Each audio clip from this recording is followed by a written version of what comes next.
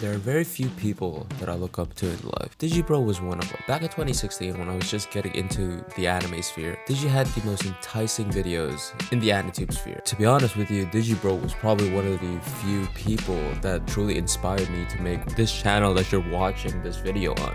So what happened to Digibro? What stopped this growth? What made this man quote unquote fell off? Digi internet content creating started back in 2007 in a website called myswordisunbelievablydull.com. Digi would make blogs about anime and shit like that. His first YouTube video, however, was of his family Christmas party back in 2012. His first ever review was in early 2013, like probably January. The reason why I can't be sure is the video got taken down very shortly after because of Hasbro's content ID at the time. For the whole of 2013, then known as Digibroni, made content for the MLP community. Man had like 50k subs by July. Well, not uploading for a month, but it was an easier time back then. He kept on making My Little Pony content until May 11, 2014, which he made the final review on the last episode of season 4. In that same year, he experimented on doing anime content to less success to his My Little Pony content. While his My Little Pony videos would make 10k views a pop, his new anime series titled Anime Hype Train would get 2k a pop. Nonetheless, now known as Digibro, kept on fighting through. He started a separate channel around this time called Digi Does Anime. As you can guess, the channel is dedicated to German softcore porn. Around 2014, Digi also started a light novel called Lane.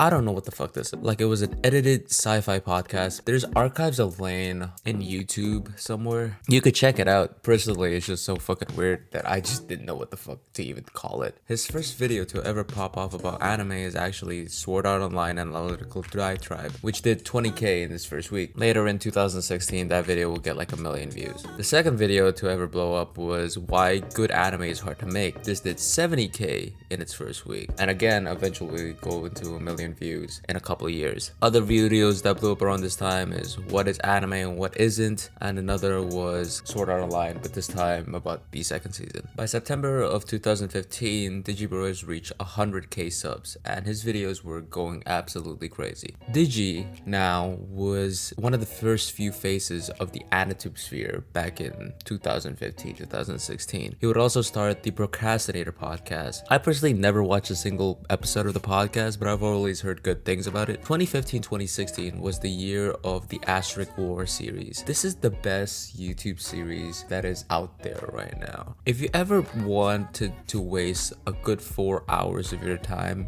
I suggest watching the Asterisk War series. The video series is talking about the Asterisk War being a really bad show. I mean, to set the scene, Digi talked about the first 3 minutes of the show and the poster for 16 minutes, and that was just the first part of the series. 2015-2016 was also the time where Digibro's Patreon went absolutely crazy. 2016 is the start of the Digibro art vlogs. The art vlogs were non-edited, non-scripted rants of Digi talking about any topic whatsoever, whether anime or not. 2017 onwards, I would consider the downfall of Digibro. It wasn't necessarily the downfall of his YouTube success, but more towards the downfall of his mental state. You see, around this time is where Digi fully started investing to his YouTube channel. The first ever Digibro beef that I can remember is back in 2017, where he made a video calling out Giga, and the video titled Just Shit Talking Other Anime YouTubers for like half an hour. Oh god, what have I done? You know, if you're a reasonable man and you look at that title, why the fuck would you upload something so fucking dumb? I mean, the video was just Digi drunk ranting on Giguk's video. Why Konosuba is so funny. He keeps on going on how the AnimeTube community would always have similar structures to a video. He would say that, oh my god, I personally didn't like this show at first, but after watching it, I grown to like it. And that would be like the going trend for every single anime review, even till this day. The drama would reach a boiling point when the two were invited in the anime panel in the Crunchyroll Expo. They broke out guns and shot up the place. Sydney lost an eye. Giguk's dad got killed. Of course not. YouTube drama is fucking stupid. The panel is the most boring piece of shit media I've ever experienced my whole life. It was awkward. There was this dude in the middle that was just like there for some fucking reason. I mean, realistically speaking, if Digibro and Giguk would start fucking fighting it out in the middle, that guy in the middle would just fucking do absolutely nothing. YouTube drama would be like a common trend for the next few years. Digi's not one to shy away from his true feelings. This is both his strength and weakness. Him being completely honest in his takes and not truly give a fuck about what someone thinks is somewhat enticing, but at the same time, this divides his viewer base. A great example of this is when Digi was featured in the Dick Matterson's podcast. In the podcast, Digi explained his take on the lolicon genre. However, I will say this, Digibro.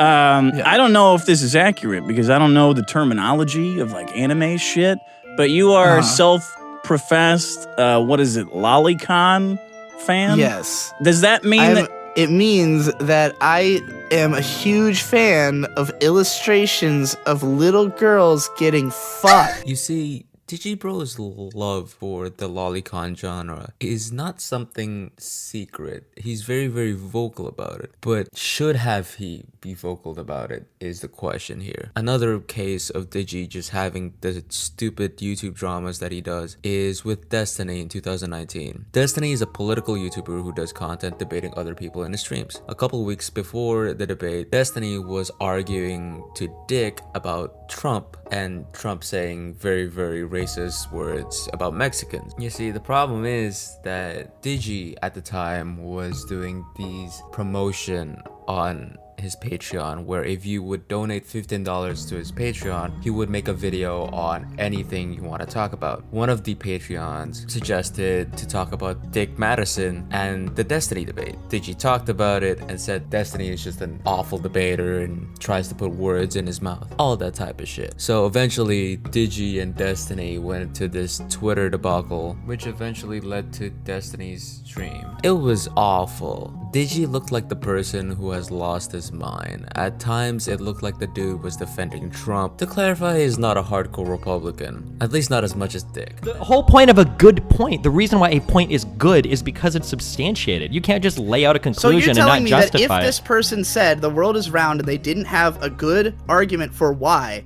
that they don't have a good point, that Correct. the world is fucking round, that would be that they a are not bad stating point. facts? Yeah, correct. This debate, and it's barely that, is just absolutely terrible. They just kept on going in circles. Digi just felt like a broken man at this point. Digi feels like the type of person who would try to get into drama for the sake of it. Instead of being a man that stands by his controversial takes, he became a man who felt in need for others to agree with his takes. Now, the death of Digibro is not a sad death, and I will explain. Around this time, his Patreon is slowly decreasing, right? His following is slowly going down from the things that I stated a couple of seconds ago. In May 2020, Digi made a tweet saying, "Think about going femme and changing my name to Digine and branding myself as Anitube's big sister." Now, around February 2020, rumors came around the internet saying that Digibro might be a trans. Digi transitioning to becoming female was not an out of nowhere action.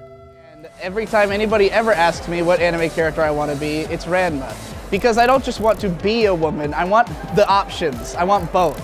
So I'm just greedy about it. And he's really hot in both forms, so. I related to Haku because I looked like a little girl, and people were saying, I can't imagine you looking like a little girl. Digibro changed his whole persona. He now changes his YouTube channel into YGG Studios, and the channel is now consisted of him and his friends hanging out. He changed his name into Beatrice. The reasoning why all of this happened is still a bit of a mystery. Some speculate this is because of the long-term relationship with May ended, and May cheating on Beatrice with this guy called Ethan Ralph, who just looks like an awful human being. If you look at the YGG Studios channel right now, you will see a video of Ethan Ralph going into Digi's home and Digi's roommates beating Ethan Ralph up. It's like a typical World Star hip hop video, man. It's both hilarious and sad at the same time. The story ends with Beatrice deleting 99% of his videos in February 2021. I fear that as long as I continue to cling to the Digi brand, I will never escape the expectation of being like the person I used to be. So I can think of no recourse but to erase that person from my acknowledgement and start with a fresh identity. Now, I must say that there are some allegations about some of the YGG Studio group members of just having doing awful stuff. Allegations of Beatrice being a pedophile.